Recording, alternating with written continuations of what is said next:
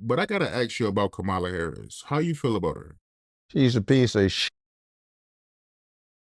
I was in California. She lacked professional competence, and she worked on it by hiking up her hemline when she needed influence rather than researching.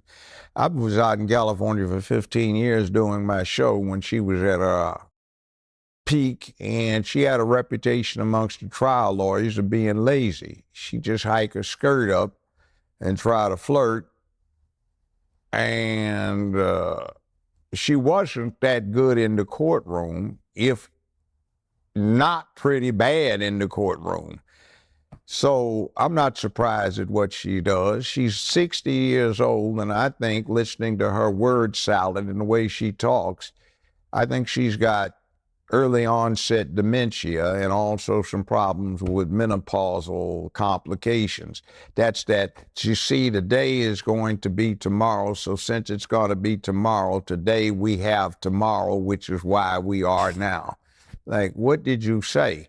They have something in mind, but they cannot cognate getting all the way through it, which is why she's famous for this word salad garbage, and she doesn't make a bit of sense. I think since she's only 60, she's actually on a worse track than Biden was. Biden is 20-some years older than her, and he has been senile for a long time. Now, about 5 or 6 years ago, when did they start ramping up to do this?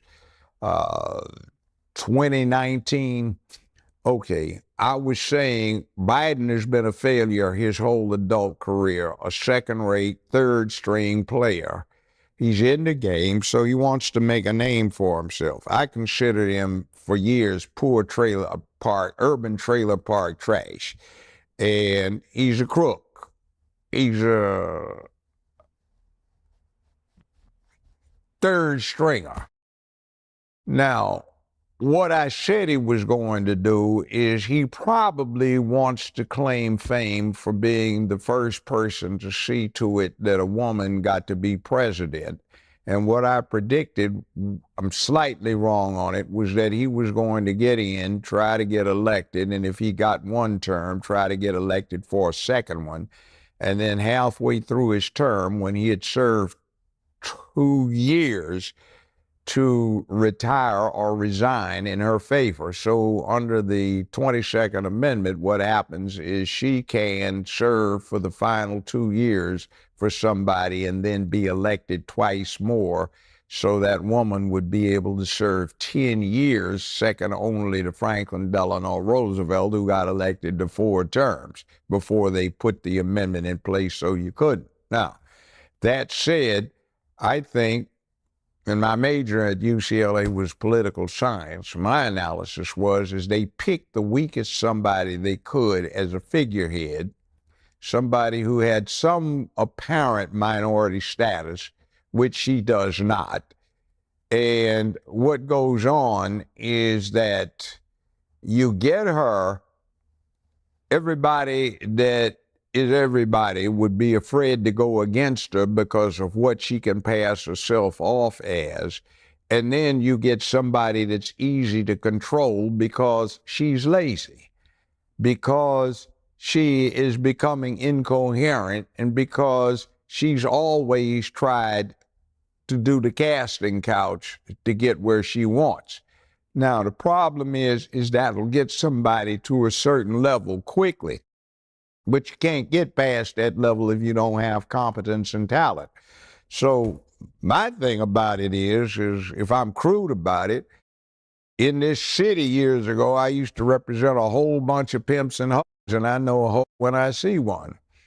And I say this, I don't care, women, you do what you want to do if you want to have recreational sex, but when you do the casting couch or anything else for professional purposes to get paid or advance, you a hoe.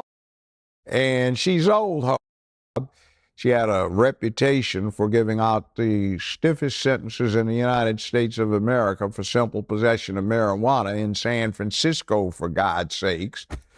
But it was only to young black men. And then she was everybody's favorite Hindu Indian prosecutor and attorney general and senator, and now she becomes black. But, I met her daddy, fine gentleman, Professor Harris.